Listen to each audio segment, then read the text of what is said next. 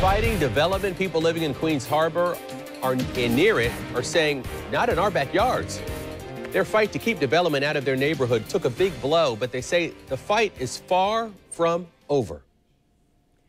Well, Tarek, to give everyone some perspective, we want you to get a good look at this map. We're zoomed in, particularly right here on the Queens Harbor area. But let's go ahead and give you a bird's eye view of the two streets we're talking about specifically. We're talking about Pablo Point and Bacarsa Drive. The hope would be they would then be extended north, which is right here. Okay, here's Bacarsa, here's Pablo Point Drive, and we're talking about extending it north right here to make room for all this new development. And with that would come a lot more traffic running right through their usually quiet neighborhood. Channel 4's Scott Johnson is live at Pablo Point tonight. And Scott, these folks really feel like City Hall isn't taking their concerns seriously.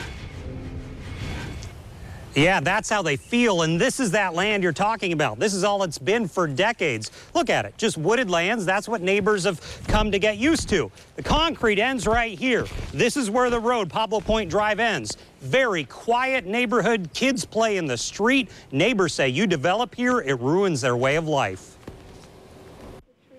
I met with residents in Pablo Point who have been here decades and couldn't believe it when this sign went in March that this land would be developed, and their quiet neighborhood, they say, could be overrun with traffic.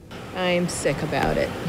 I'm just plain sick about it. Well, we all walk here. I have a dog, you know, I walk my dog, people jog, people bike, people push strollers. And then you put in 40 or so houses and there's no sidewalk. Are there any other concerns? Safety and evacuation in case of the, you know, when Matthew came and we were in an evacuation zone because of the intercoastal here, it would have been very difficult to get out. Many residents in Queens Harbor are also concerned because the development would back up right to the edge of their subdivision.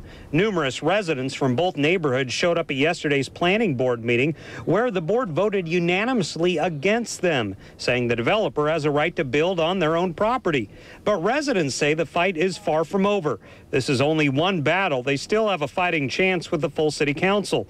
But they tell me finding a land use attorney seems downright impossible. We're at a big disadvantage. We can't hire attorneys, and you want to know why? Because y'all work for developers, and they don't want to be on the wrong side of the developers. Oh, that's interesting. So you have to do this on your own, and here we are, just citizens trying to protect our neighborhood.